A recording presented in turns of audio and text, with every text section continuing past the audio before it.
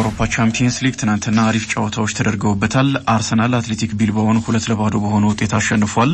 ዩቬንቱስ እና ዶርትሙንድ ያደረጉት ጨዋታ በጣም አስገራሚ ነው። በሁለተኛው አጋማሽ 8 ጎሎች የተቆጠሩበት ጨዋታ ነው። ማድሪድ 2-1 ማርሴን አሸንፏል። የዩቬ እና የዶርትሙንድ ጨዋታ አራታቸው የተጠናቀቀ ነው። ቶተናም 1-0 አሸንፏል። ሌሎችም ጨዋታዎች ነበሩ። ዛሬም የሚደረጉ ጨዋታዎች አሉ። እነዚህን እየተመለከትን ቆይታ እናደርጋለን። እንደተለመደው ለአድማጮቻችንም አስተያየቶቻቸውን ሊያደርሱን ይችላሉ። በአውሮፓ ቻምፒየንስ ሊግ ትናንትና የሚጠበቁ ጨዋታዎች ተደርገዋል። በተለይም ደግሞ የአርሰናል ጨዋታ ሲጠበቅ ነበረ። ወደ ስፒርገው ጨዋታ ነው። አትሌቲክ ቢልባኦ በጣም ከባድ ቡድን እንደሆነ ይታወቃል። በተለይም በሜዳው የሚያደርጋቸውን ጨዋታዎች የመጀመሪያ 20-25 ደቂቃዎች ላይ ጫና በመፍጠር ይጫወትና ጎሎችን ለማስቆጠር ጨዋታውንም ለመወሰን የሚሞክር ቡድን ነው። ትናንትናም አርሰናል ላይ ያንን ለማድረግ ሞክሯል። ግን አርሰናሎች በደንብ ተከላክለዋል። አርሰናል ጥሩ ተከላካይ ቡድን መሆኑ ጠቅሞታል።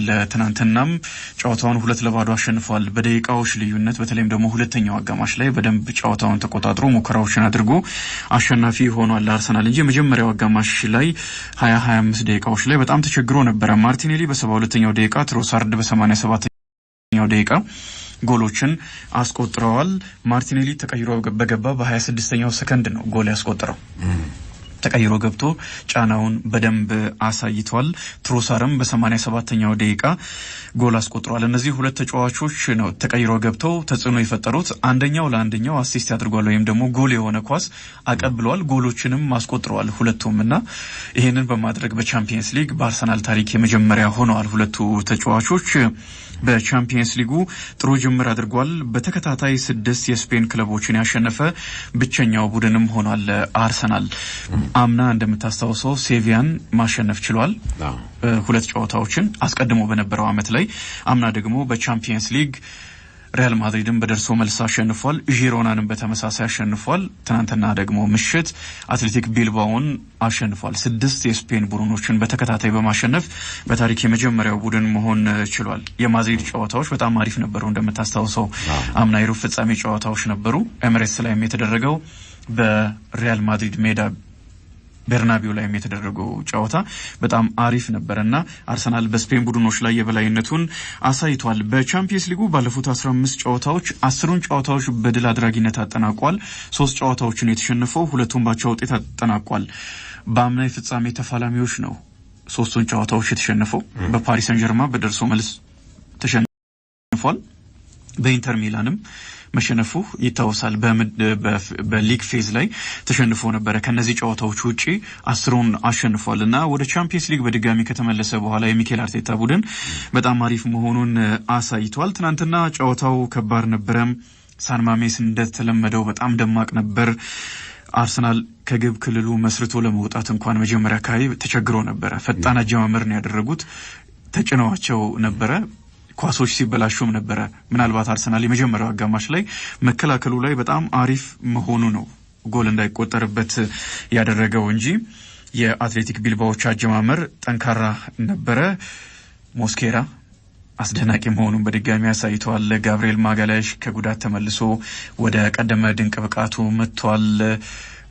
ቲምበርም በጣም አሪፍ ነበረ። በአጠቃላይ መከላከሉ ላይ አርሰናል አሪፍ መሆኑ የመጀመሪያው አጋማሽ ላይ ጎል እንዳይቆጠርበት አድርጓል። ቪክተር ዮኬሬስ ከሞከረው ውጪ ይሄ ነው ሊባል የሚችል ሙከራም አርሰናል አላደረገም። ከመስመር የተሻገረውን ኳስ በጭንቅላት ገጭቶ የሞከረው ካልሆነ በስተቀር በአጠቃላይ በጨዋታው 61% የኳስ ቁጥጥር ብልጫ ነበረው። 11 ሙከራዎችን አድርገዋል። ግን ኢላማቸውን የጠበቁ ሙከራዎችን በማድረግ አርሰናል የተሻለ ነበረ። 6 ሙከራዎች ኢላማቸውን የጠበቁ ነበሩ። አትሌቲክ ቢልባኦ 2 ኢላማቸውን የጠበቁ ሙከራዎችን አድርጓል። አርሰናል 1.1 ኤክስጂ አስመዝግቧል። ቢልባኦ ደግሞ 0.41 የነበረውን ልዩነት የሚያሳይ ነው። በተለይም ደግሞ ሁለተኛው አጋማሽ ላይ ነው አርሰናል ይሄንን ልዩነት ማምጣት የቻለው። ተቀይረው የገቡ ተጫዋቾች ልዩነት ፈጥረዋል። የሚታይ ልዩነት ፈጥረዋል። ትሮሳር ያቀበለውን ኳስ ከመሃል ሜዳ ጀምሮ እየገፋ ሄዶ ማርቲኔሊ ጎል አስቆጥሯል። እንደምታውቀው አቋሙ ወርዶ ነበርና በዚህ ምክንያት በአርሰናል ደጋፊዎች እጅግ ከሚተቹ ተጫዋቾች መካከል አንደኛው ነው ማርቲኔሊ። ትናንትና ክረምት ላይ እንዲሸጥ ሁሉ ፍላጎት የነበራቸው ደጋፊዎች በጣም ብዙ ነበሩ። ባይሸጥ እንኳን ሌላ ተጫዋች ልካውን ኤቨሬቺዝ የመቶ በቋሚነት እንደሚሰለፈው ሌላ ተጫዋች መጥቶ በቋሚነት እየተሰለፈ እሱ ተጠባባቂ እንዲሆን ፍላጎት ነበር አርሰናል ደጋፊዎች። በርግጥ ይህንን አስተያየት እንዲሰጡ የሚያስችል መታገስም ነበራቸው። ብዙ ጨዋታዎች ላይ ደካማ ሆኖ ተመልክተናል። ከጉዳት ከተመለሰ በኋላ በደንብ የቀድሞውን አቋሙን መድገም አልቻለም ነበርና በዚህ ምክንያት በደጋፊዎች የነበረው መወደድ በጣም ቀንሶ ነበር። ትናንትና ተቀይሮ ገብቶ የጨዋታውን ሁኔታ የለወጠ ጎል አስቆጥሯል። ከዛ በኋላ ሁለተኛውም ጎል ሲቆጠር እሱ ነው አንድ ተጫዋች ቀንሶ ለትሮሳር ያቀበለውና ትሮሳ ጎሉን ያስቆጠረው። የጨዋታውን ኮከብ የተባለው ማርቲኔሊ ነው።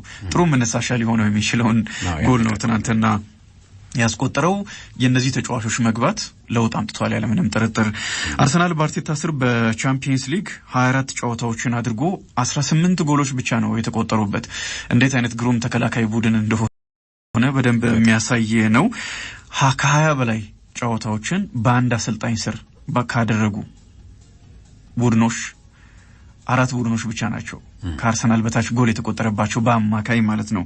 ስለዚህ በጣም አሪፍ ነው። በታሪክ ነው በቻምፒየንስ ሊግ ወይንን እያነሳን የምንገኘውና አሪፍ ተከላካይ ቡድን ነው። በክረምቱ ከፈረሙ ተጫዋቾች መካከል 5ቱ በቋሚነት የጀመሩበትም ጨዋታ ነው። ዙቢሜንዲ የዚህን የውድድር ዓመት በሙሉ ጨዋታዎችን በቋሚነት የጀመረ ነው። የመጀመሪያውን ጨዋታ ብቻ ይመስለኛል በቋሚነት ያልተሰለፈው። ከዛ በኋላ ሁሉንም ጨዋታዎች ተሰልፏል። ሞስኬራም የሳሊባን መጎዳት ተከትሎ እየገባ በጣም አስደናቂ አቋሙን እያሳየ ነው። ትናንትናም በተመሳሳይ አርሰናል እንዴት አይነት ተጫዋች ነው በ13 ሚሊዮን ፓውንድ ያስፈረመው የሚያስብል ድንቅ አቋም አሳይቷል። ኤዜም ተሰልፏል።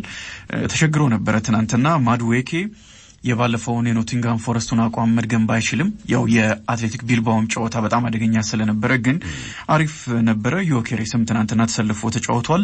ሂንካፔ ተሰልፎ የመጨረሻዎቹን ደቂቃዎች ተቀይሮ ገብቶ ተጫውቷልና አርሰናል ያለውን የስኳድ የስብስብ ጥልቀት ጥራት በደንብ የተመለከትንበት ነው። ተጫዋቾች ተጎድተዋል። በአርሰናል በኩል ኦዴጋርድ አምበሉ የለም። ሳካ የቡድኑ ዋነኛ ተጫዋች ነው። ሃቫርትስ፣ ጄሱስን የመሳሰሉ ተጫዋቾች ጉዳት ላይ ይገኛሉ። ሳሊባ ተመልሷል፣ ግን ትናንትና አልተሰለፈም። ምናልባት ለሚቀጥለው የእንግሊዝ ፕሪሚየር ሊግ የማንቸስተር ሲቲ ጨዋታ እንዲቀመጥ ነው የተፈለገው።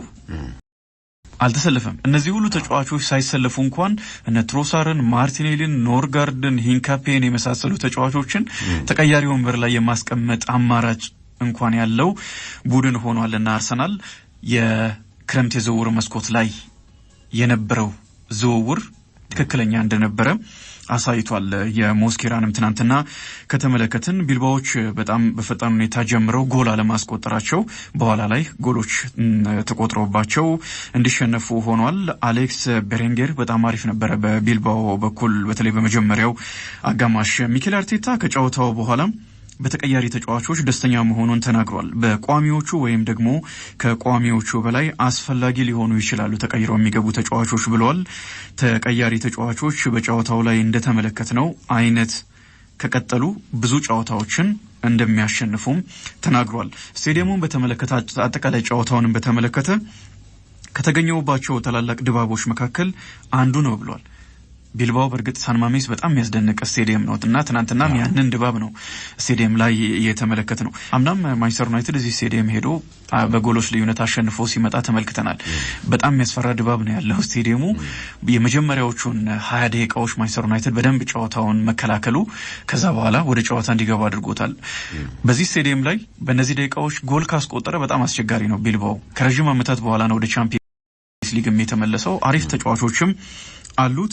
እግር ኳስ ለመጫወት እንዴት ያለ አስደናቂ ቦታ ነው። የመጀመሪያ 20-25 ደቂቃዎች ከባድ እንደሚሆኑ እናውቅ ነበር። በተለይ በሚጫወቱበት መንገድ ብዙ ቀጥተኛ አጫወትን የሚከተሉ ተጫዋቾች አሉ። ብዙ የአንድ ለአንድ ፍልሚያ ነበረም።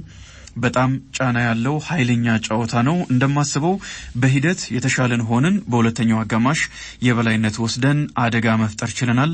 በመጨረሻ ጨራሽ ተጫዋቾች ተጽዕኖ ፈጥረዋል፣ እንድናሸንፍ አድርገውናል። በአጠቃላይ ደስተኛ ነኝ የሚል አስተያየት ሰጥቷል። ቢልባውን በተመለከተም በጣም ታታሪ፣ በጣም ጠንካራ፣ ምን ማድረግ እንዳለባቸው የሚያውቁ ተጫዋቾች ያሉት ቡድን ነው በሚል ገልጾታል። ይሄ ተቀይሮ ገብቶ ጨዋታን የሚቀይሩ ጎሎችን የሚያስቆጥሩ ጨራሾች የሚባሉ ተጫዋቾችን በተመለከተ ሀሳቡም ከራግቢ መውሰዱንም ተናግሯል። እና ትናንትና አርሰናል በጣም አሪፍ ነበረ፣ ጥሩ ውጤትም አስመዝግቧል። ወደ ሌሎች እንለፍ። ትናንትና የተደረጉ በርካታ ጨዋታዎች ስላሉ ማለት ነው። ማድሪድ ማድሪድ ማርሴይን 2-1 በሆነ ውጤት አሸንፏል። ኪሊያን ኤምባፔ ነው ሁለቱንም በፍጹም ቅጣት ምት ለሪያል ማድሪድ ያስቆጠረው። ቲሞቲ ዊሃ በ22ኛው ደቂቃ ማርሴይን ቀዳሚ ማድረግ ችሎ ነበር። በጣም ግሩም ጎል ነው ያስቆጠረው። በመልሶ ማጥቃት ከግሪንውድ ያገኘውን ኳስ ቲቦ ኮርቶዋ መረብ ላይ አሳርፏል። ግሩም ጎል አስቆጥሯል። 72ኛው ደቂቃ ላይ ዳኒ ካርቫሃል በቀይ ካርድ ወጥቷል። ግብ ጠባቂ በቴስታ መጥቶ ተገቢ አልነበረም። ስሜቱን መቆጣጠር ይኖርበታል። ወሳኝ ጨዋታ ስለነበረ አንዳቻ ነው። ከዛ በኋላ ነው ጎል አስቆጥረው ያሸነፉት ማድሪዶች በፍጹም ቅጣት ምትና ቡድኑን አደጋ ላይ ሊጥል የሚችል ነው የነበረው። ዋጋ ሊያስከፍል የሚችል ነው። ቀይ ካርድ የተመለከተው ቪኒ ጁኒየር ትናንትና ተቀያሪ ነበረ። ሮድሪጎ በሚፈልገው የግራ መስመር ላይ ተሰልፎ ተጫውቷል። ቪኒ ጁኒየር በግራ መስመር ሲሰለፍ በቀይ መስመር ነበረ እሱ ሲጫወት የነበረው። በዛ ላይ ደግሞ ሻቢ አሎንሶ ከመጣ በኋላ የመሰለፍ እድልም ነፍጎት ቆይቷል እና አርዳ ጉለርን የመሳሰሉ ተጫዋቾች ማስታንተዋኖ እየተሰለፈ ይገኛል። ሮድሪጎ አልተሰለፈም። የክለቦች ዓለም ዋንጫ ላይም ጨዋታዎችን ተቀይሮ ገብቶ ጨዋታዎችን ሲያደርግ ተመልክተናል። ከክለቡ ሊወጣ እንደሚችልም ሲነገር ነበረ ክረምት ላይ ከአርሰናል እንደዚሁም ከሌሎች ክለቦች ጋር ስሙ በስፋት ከተያያዘ በኋላ ነው በዛው በማድሪድ እንደሚቆይ አረጋግጦ አሁን የመሰለፍ እድል አግኝቷል። ትናንትና በቻምፒየንስ ሊግ ቪኒ ጁኒየር ተቀይሮ ነው የገባው። ድሎችን ፈጥሯል።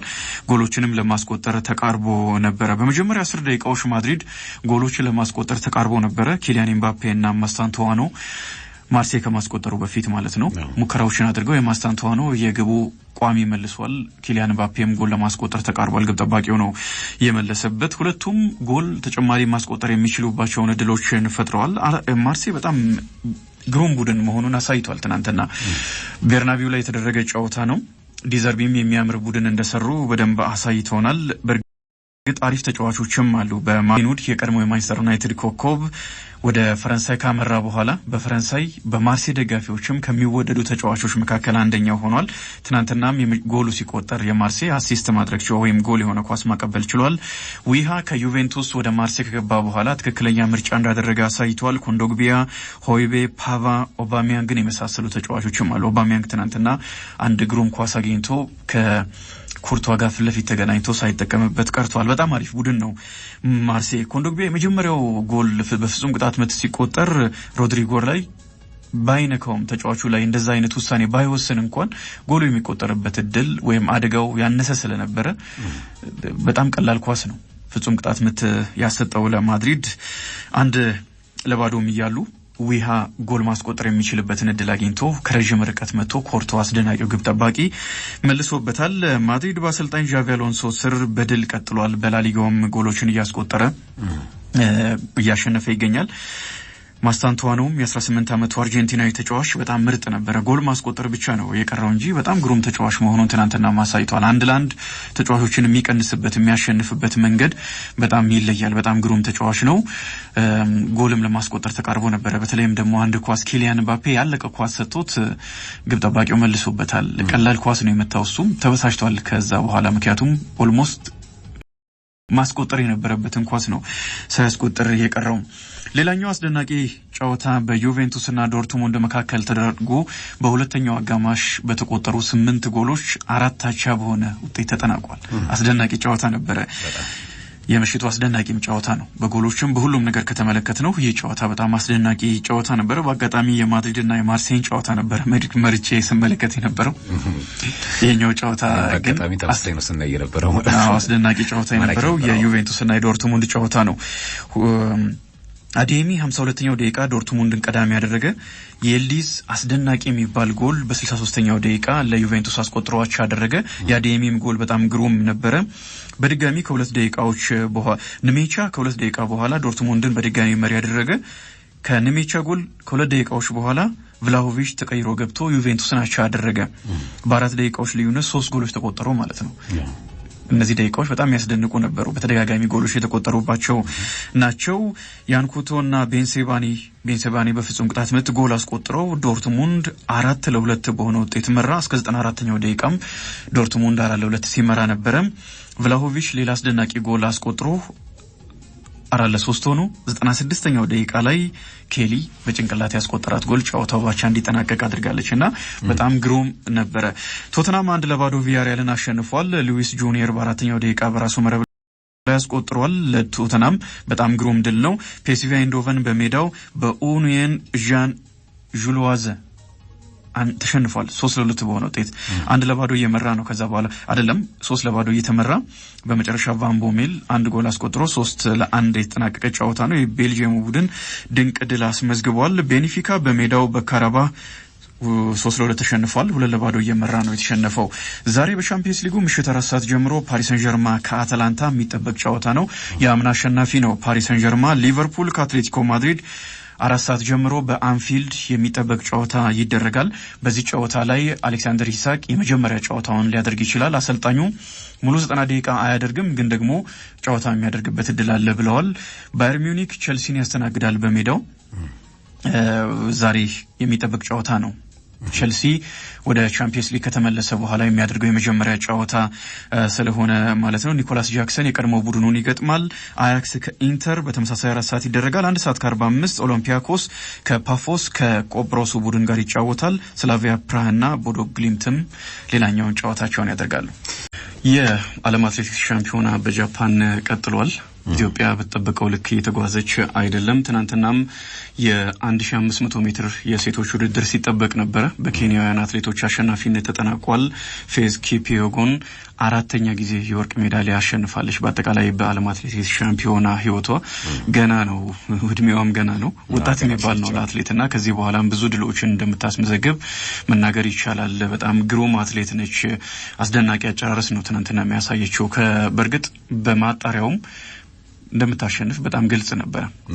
ትናንትናም በውድድሩ ላይ ገና ከመጀመሪያው ጀምሮ ውድድሩን እየመራች በመጨረሻም በአስደናቂ አጨራረስ ሻምፒዮን ሆናለችና ፌዝ ኪፒዮጎን የሚገባትን ድል አሳክታለች። ሌላኛዋ ኬንያ አትሌት 2ኛ ደረጃን ይዛ ስታጠናቀቅ ሆል ከአውስትራሊያ 3ኛ ሆና አጠናቃለች። ኬንያውያን በዚህ ውድድር ላይ በተለይ በአጠቃላይ በሴቶችም ውድድር በጣም አስደናቂ መሆናቸውን አሳይተዋል። ጥሩ ድል እያስመዘገቡ ይገኛሉ። ስጠበቅ የነበረችው ፍሮዌኒ ኃይሉ 6ኛ ደረጃን ይዛ አጠናቃለች። መጨረሻ ላይ የቻለችውን ጥረት አድርጋለች። ከመጀመሪያ 3-4 አትሌቶች ጋር የመጨረሻውን ዙር ለመቀጠል ብርቱ ጥረት አድርጋ አልተሳካላትም። ያው ከአቅሟ በላይ በሆነ አስደናቂ አትሌቶች ስለነበሩ አሸናፊ ሆነዋል አትሌቶቹ። ፍሮዌኒም 6ኛ ደረጃን ይዛ አጠናቃለች። በጣም ግሩም አትሌቶችን ኬንያውያን አሳይተውናል። በአጠቃላይ በዚህ ውድድር ላይ አሜሪካ በ6 ወርቅና በ2 ነሐስ በአጠቃላይ በ8 ሜዳሊያዎች 1ኛ ደረጃን ይዛ ትመራለች። ጎረቤት ሀገር ኬንያ በ3 ወርቅ 1 ብርና 1 ነሐስ በአጠቃላይ 5 ሜዳሊያዎችን በማስመዝገብ 2ኛ ደረጃ ላይ ትገኛለች። በዓለም አቀፍ ደረጃ በዓለም አትሌቲክስ ሻምፒዮና ላይ በዚህ ደረጃ የተገኘንባቸው ጊዜያቶች ነበሩ። በቅርቡም ኢትዮጵያ 2ኛ ደረጃን ይዟ ማጠናቀቋ ይታወሳልና ኬንያ አሁን 2ኛ ደረጃ ላይ ትገኛለች። 3 ወርቅ አሸንፋለች። የትናንትናውን የፌዝ ኪፒዮጎንን ድል ጨምሮ ማለት ነው። ካናዳ በተመሳሳይ 3 ወርቅ ነሐስም ብርም አላስመዘገበችም። በ3 ሜዳሊያ 3ኛ ደረጃ ላይ ትገኛለች። ኒውዚላንድ፣ ጃማይካን የመሳሰሉ ደግሞ ሀገራት ይከተላሉ። ኢትዮጵያ 13ኛ ደረጃ ላይ ነው የምትገኘው በ2 ብርና 1 ነሐስ ማለት ነው። ዮሚፍ ቀጀልቻ በ10000 ሜትር 2ኛ ደረጃን ይዞ ማጠናቀቁ ይታወቃል። ዮሚፍም በተመሳሳይ እስከ መጨረሻ ድረስ ታግሎ ነበረ። ጥሩ ውጤት አምጥቷል። ትዕግስት አሰፋ በማራቶን 2ኛ ደረጃን ይዛ አጠናቃለች። የማራቶንም ጥሩ ውጤት ያስመዘገብንበት ነው። በወንዶቹ ነው ሁሉም አትሌቶች ከውድድሩ አቋርጠው የወጡት እንጂ በሴቶች ትዕግስት አሰፋ እንደተለመደው ቢያንስ ሜዳሊያ ውስጥ ገብታ ማጠናቀቅ ይችላለች። የብር ሜዳሊያ አምጥታለች። ጉዳፍ ጸጋዬ በ10000 ሜትር ሴቶች የነሐስ ሜዳሊያ ያመጣችበት ደግሞ 3ኛ ሜዳሊያ ብቸኛው የነሐስ ሜዳሊያ ሆኖ ተመዝግቧል ማለት ነው። ዛሬ ውድድር ይደረጋል። በ1500 ሜትር ሲምቦ አለማየሁና ሎሚ ሙለታ ይሳተፋሉ። በ3000 ሜትር መሰናክል ይሳተፋሉ። 9 ሰዓት ከ57 ጀምሮ የሚደረግ ውድድር ነው። በቀጣይ ምን ሊመጣ እንደሚችል እንጠብቃለን። በዚህ ውድድር ላይ ኢትዮጵያ ምን ልታመጣ ትችላለች የሚለውን ግን ደግሞ ከዚህ በኋላ ወርቅ ቢመጣ እንኳን የመጣንበትን መንገድ የሚሸፍን አይመስለኝም። ችግሩን የሚሸፍን አይመስለኝም። በጣም በግልጽ የታየ ነው። በዓለም አትሌቲክስ ሻምፒዮናም በኦሎምፒክ ውድድሮች ላይም ከጊዜ ወደ ጊዜ የወረድን እንደመጣን በጣም ግልጽ ነው። ከተሳሳትኩ ነው የዘንድሮው በጣም ዝቅተኛ ውጤት የተመዘገበበት ታይቶ የማይታወቅ ይመስለኛል። የዓለም አትሌቲክስ ሻምፒዮና ላይ ኢትዮጵያ አትሌቲክስ ብቻ ስለሆነ ውድድሩ የሚደረገው የወርቅ ሜዳሊያዎችን በተደጋጋሚ በማምጣት በደረጃዎች ውስጥ ተመልክተናታል። አሁን 13ኛ ደረጃ ላይ ነው የምትገኘው። ከኬንያ ጋር እንኳን ያለን ልዩነት በደንብ የታየ መስሎኛል። ከዛም ባለፈ ደግሞ አሁን አውሮፓውያን አትሌቶች ከዚህ በፊት የሚያደርጉት አፍሪካውያን አትሌቶች ወደ አውሮፓ ሄዱና ወይም በተለያየ ምክንያት በስደትም በተለያየ ምክንያት ወደ አውሮፓ የሚሄዱ ጥቁሮች ነበሩ። በረጅም ርቀትና በመካከለኛ ርቀት አሸናፊ ሲሆኑ ከኢትዮጵያውያን ከምስራቅ አፍሪካ አትሌቶች ጋር ሲፎካከሩ የምንመለከታቸው። አሁን ግን ነጮቹ ራሱ በደንብ እየሰሩ በእነዚህ ውድድሮች ላይ አሸናፊ ሲሆኑ እየተመለከትን ነውና ጠንካራ ስራ ያስፈልጋል። ይሄ በተደጋጋሚ የተነሳ ነው። ለውጥ ማምጣት ብቻ ነው። ሁሉም አይነት መፍትሄ ተጠቁሟል። ለውጥ ማምጣት ብቻ ነው። ምንም አዲስ የሚቀርብ መፍትሄ ያለ አይመስለኝም። ሁሉም አይነት መፍትሄ ቀርቧል። ወደ ስራ መግባት ብቻ ነው የሚያስፈልገው። በተደጋጋሚ ስላየን የቅርብ ጊዜ ውጤቶች በኦሎምፒክም በዓለም ሻምፒዮናም በደንብ እያየነው ስለሆነ 10,000 ሜትር ወርቅ ለማምጣት በጣም ተቸግረናል። በቅርቡ በርግጥ ያለፈው ውድድር ላይ ሰለሞን ባረጋ ሳይጠበቅ የወርቅ ሜዳሊያ ማምጣት ችሏል። ግን በኦሎምፒክም ባለማ ሻምፒዮናም 10,000 ሜትር አሁን ከኛ እጅ ወጥቷል ማለት ይቻላል። ከጊዜ ወደ ጊዜ በሴቶችም በወንዶችም 10,000 5,000 እንደዚህ በጣም እየተቸገርን ነው። አልፎ ሳይጠበቅ ወይ ማራቶን ላይ 10,000 ላይ እንደዚህ አንድ የወርቅ ሜዳሊያ ወይ ሁለት የወርቅ ሜዳሊያ እናመጣለን። ግን አስቀድሞ እንደነበረው በምንጠበቅባቸው ውድድሮች ላይ አሸናፊ እንደምንሆን ቅድሚያ ግምት የምናገኝበት ውድድር አሁን የለም። ይበልጥ ኬንያውያን እንደውም እንደ ትናንትናው አሁን 1500 ሜትር ኬንያውያን ሊያሸንፉ እንደሚችሉ ቀድመ ግምት ትሰጣለህ። በጣም አስደናቂ 5000 ሜትር እንደዚህ ሴቶች ላይ ብርቱ አንድ የሆነ ውድድር ላይ ቢደክሙ እንኳን ሌሎች ውድድሮች ላይ ጠንካራ ተፎካካሪዎች ሆነው ይመጣሉና እኛ የዚህ ውድድር ላይ በሁሉም ውድድሮች ላይ ነው ድካም የታየብን። ውጤት ያመጡ አትሌቶቻችንን በጣም እናመሰግናለን። በተደጋጋሚ እንደምንለው ዮሚፍ ቀጀልቻ፣ ትግስትም፣ ጉዳፍ ጸጋይም የቻሉትን አድርገው ሜዳሊያ ውስጥ መግባት ችለዋል። በጣም አሪፍ ነው። እንደ ቡድን ግን ከዝግጅትም አንጻር ብዙ መታየት ያለበት ከልምምድም አንጻር አጠቃላይ አካዳሚ የአትሌቲክስ ማሰልጠኛ ማዕከሎቻችንንም በደንብ ማየት አሰራሩንም በደንብ መፈተሽ ያስፈልጋል። ከዚህ በላይ ብዙ መጓዝ የሚጠበቅብን አይመስለኝምና በጣም ደካማ የሆነ የውድድር ጊዜን ባለም አትሌቲክስ ሻምፒዮና ነው እያሳለፍን የምንገኘው።